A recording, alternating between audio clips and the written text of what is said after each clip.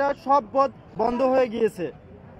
7 কলেজে সংস্কার নামক দাবি নিয়ে আন্দোলন করে বারবার ফিরে আসার সেই তিক্ত অভিজ্ঞতার পরই গত 2024-এর অভ্যুত্থানের পরে আমরা একটি স্বায়ত্তশাসিত বিশ্ববিদ্যালয়ের দাবি নিয়ে আন্দোলনে নেমেছিলাম। রাষ্ট্র আমাদের দাবির যৌক্তিকতা উপলব্ধি করে একটি বিশ্ববিদ্যালয় প্রস্তাবনা করে, এমনকি নতুন সেশনে ভর্তিও নেয়। কিন্তু দুঃখের সাথে জানাতে হচ্ছে যে রাষ্ট্রের বারবার আমাদের নিয়ে সময়ক্ষেপণ করছে। 7 কলেজের শিক্ষার্থীদের প্রাণের দাবি অর্থাৎ বিশ্ববিদ্যালয়ে অধ্যাদেশ জারি ও প্রশাসনিক কাঠামো গঠনের কাজটি নিয়ে পরিমরিশি করছে, যে কারণে শিক্ষার্থীদের প্রাণের এই দাবিটি নিয়ে কয়েকটি মহলের ষড়যন্ত্রও নেমেছে। সেই স্বার্থান্বেষী মহল নানাভাবে আমাদের প্রাণের দাবির বাস্তবায়ন প্রক্রিয়া আটকে দেওয়ার ষড়যন্ত্র করছে। আমরা ঐক্যবদ্ধ, শিক্ষার্থীরা কখনোই কোনো ষড়যন্ত্র সফল করতে দিব না। আমরা সর্বশেষ গত 3 ডিসেম্বর 2015 একটি বৃহৎ বিক্ষোভ মিছিলের আয়োজনে পরবর্তীতে অধ্যাদেশের দাবিতে এক দফা কর্মসূচি ঘোষণা দিয়ে গত 7 ডিসেম্বর 2015 থেকে 2025 থেকে শিক্ষা ভবনের অভিমুখে দিন রাত লাগাতার কর্মসূচি গ্রহণ করি। কর্মসূচির দ্বিতীয় দিনে রাষ্ট্রের পক্ষ থেকে একটি প্রেস বিজ্ঞপ্তি প্রকাশিত হয়। ঠিক একই সময়ে আমাদের শিক্ষার্থীদের প্রতিনিধিদের সাথে মন্ত্রণালয়ে মাননীয় শিক্ষা উপদেষ্টা স্যারের সাথে মিটিং অনুষ্ঠিত হয়। সেখানে অধ্যাদেশের ব্যাপারে বিস্তর আলোচনা হয়েছে। আলোচনায় এক পর্যায়ে মন্ত্রণালয় আমাদেরকে প্রতিশ্রুতি দেন যে তারা আগামী 25 ডিসেম্বরের মধ্যে সকল কাজ সম্পূর্ণ করার সাপেক্ষে আন্তঃমন্ত্রণালয় বৈঠক আয়োজন করে সবকিছু চূড়ান্ত করবে। পাশাপাশি 2024-25 শিক্ষাবর্ষের শিক্ষার্থীদের ক্লাসে ফেরানোর ব্যাপারে ফলপ্রসূ আলোচনা হয়েছে। যদিও আমরা গতকালকে আন্দোলন চলমান রাখার সিদ্ধান্ত নিয়েছিলাম, তবে রাষ্ট্রের সিদ্ধান্ত ও মন্ত্রণালয়ের সাথে গতকালকে আলোচনা পরবর্তী আমাদের সিনিয়রদের নির্দেশনা মোতাবেক রাষ্ট্রের প্রতি সম্মান জানিয়ে আমরা আমাদের লাগাতার কর্মসূচি আগামী 25 ডিসেম্বর 2025 পর্যন্ত স্থগিত রাখার সিদ্ধান্ত নিয়েছি। পাশাপাশি রাষ্ট্রকে সম্মানের সাথে জানিয়ে রাখতে চাই, অধ্যাদেশের কোনো অংশ যদি শিক্ষার্থীদের স্বার্থের বাহিরে যায় সেটা কোনোভাবেই মেনে নেওয়া হবে না। যদি এরূপ কোনো কিছু হয় তাহলে ভেবে নিব ষড়যন্ত্রকারী শিক্ষা সিন্ডিকেটের প্রেসক্রিপশনে সেটি হয়েছে, এবং এমন কিছু হলে ঐক্যবদ্ধ শিক্ষার্থীরা সেটি প্রতিহত করতে সর্বদা প্রস্তুত রয়েছে। শিক্ষা সিন্ডিকেট একসাথে চলে না। আচ্ছা, আমরা যে আমাদের যে দাবিটা ছিল হচ্ছে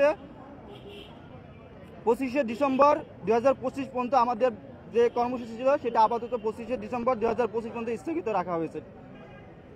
আচ্ছা, প্রশ্ন থাকলে এখন বলেন। বিষয়টা হচ্ছে গতকালকে শিক্ষা উপদেষ্টার সাথে কথা হয়েছে।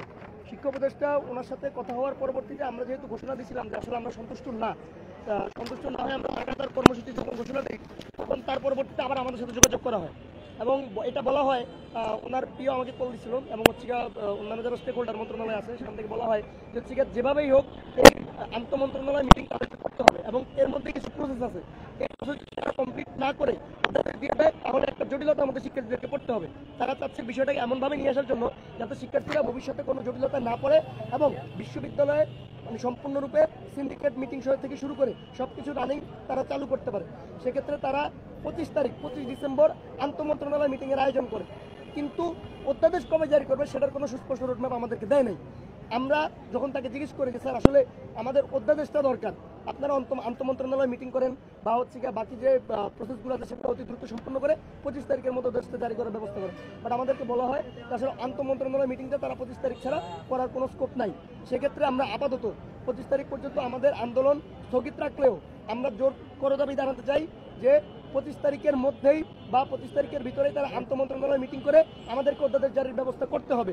কারণ আদারওয়াইজ এই বিশ্ববিদ্যালয় আন্দোলন বিশ্ববিদ্যালয় না হলে আমরা হচ্ছে নিজের জীবন শেষ হয়ে যাচ্ছে এবং আমাদের একাডেমিক লাইফ হুমকির মুখে পড়তেছে। আর 24-25 সেশন সেন্ট্রাল ইউনিভার্সিটিতে 11,000 শিক্ষার্থী ভর্তি হয়েছে, অর্থাৎ রাষ্ট্র যাদেরকে ভর্তি নিয়েছে তাদেরকে ক্লাসে ফেরানোর ক্ষেত্রে শিক্ষা উপদেষ্টা বদ্ধপরিকর এবং তিনি বলেছেন যে আমার শেষ নিঃশ্বাস থাকা পর্যন্ত, উনি এভাবে বলেছেন, আমার শেষ নিঃশ্বাস থাকা পর্যন্ত এদেরকে ক্লাসে না ঢুকে আমি ছাড়বো না, যেভাবেই হোক এদেরকে জানুয়ারির 1 তারিখ আমি হচ্ছে এদের ক্লাসে ঢুকাবই এবং এদের একাডেমিক কার্যক্রম শুরু করব এবং বিশ্ববিদ্যালয় হবে এটা নিশ্চিত। তবে আমাদেরকে কিছু প্রসিডিউর মেনটেন করতে হবে। এই প্রসিডিউর যদি মেনটেন না করি তাহলে অ্যাকচুয়ালি অধ্যাদেশ জারি করে দিলে তোমরা বিপদে পড়বে। তো সেক্ষেত্রে আমরা শিক্ষা উপদেষ্টা এবং রাষ্ট্রের নিরাপত্তা, সার্বিক নিরাপত্তা, জনগণের হ্যাসেলের কথা চিন্তা করে, আমাদের একাডেমিক লাইফের কথা চিন্তা করে আমরা সরকারকে এই যৌক্তিক সময় দিতে বদ্ধপরিকর হয়েছি এবং আপাতত সাময়িক সময়ের জন্য 25 ডিসেম্বর পর্যন্ত আন্দোলনটা স্থগিত করে এটা দাবি জানিয়ে দিতে চাই যে অধ্যাদেশটাই যাতে 25 তারিখের মধ্যে আমাদেরকে দিয়ে দেয়, কারণ আমরা আর সময় হেরাফেরা করতে চাই না। আমাদেরকে বলা হয়েছে আন্তঃমন্ত্রণালয় মিটিং 25 তারিখ হবে, বাট অধ্যাদেশ কবে দিবে এটা আমাদেরকে বলা হয় না। আমরা কিন্তু এখানে পরিসমাপ্তি করছেন, আগেই বলছি যদি 25 তারিখের মধ্যে শেষ না হয় আমাদের কর্মসূচি কিন্তু চলবে, আরো বড় আকারে চলবে এবং এমনও হতে পারে আমরা হচ্ছে ঢাকা ব্লক এর থেকে যত ভয়ানক রকমের কর্মসূচি আমরা দিতে প্রস্তুত। ঠিক আছে, সুতরাং এটা আমরা রাষ্ট্রকে সম্মান জানিয়েই করতেছি। তারা যেহেতু আমাদের সাথে কথা বলছে শিক্ষা উপদেষ্টা, তার প্রতি আমাদের সম্মান আছে একটা, সেই জায়গা থেকে আমরা একটু সময় দিচ্ছি। তার মানে এই নয় যে আমরা স্থগিত করে দিচ্ছি কর্মসূচি। আমি মামুন খান, ডেলি ক্যাম্পাস থেকে স্টাফ রিপোর্টার বলছিলাম। আপনার কাছে একটি প্রশ্ন, আপনি বলছিলেন যে ভয়ানক আন্দোলনের দিকে যাবেন। আপনারা কিন্তু ইতিপূর্বে শান্তিপূর্ণ অবস্থান কর্মসূচি পালন করেছিলেন, কিন্তু ভয়ানক কর্মসূচি যদি যান সেটা ঢাকাবাসীর জন্য কতটুকু প্রভাব ফেলবে বলে মনে হয়? দেখুন, আমরা কিন্তু আন্দোলনটা প্রায় 12-13 মাস ধরে করতেছি। আমরা কিন্তু সবাই শিক্ষার্থীরা, আপনি জানেন সেশন ওদের এখন জীবন মরণের বিষয়, তাদের বেঁচে থাকার উপায় নাই। যারা আন্দোলনের সাথে আছে সবাই সাধারণ শিক্ষার্থীরা, তাদের মানে সবারই একটা মৃত্যু পর্যায়ে চলে গেছে।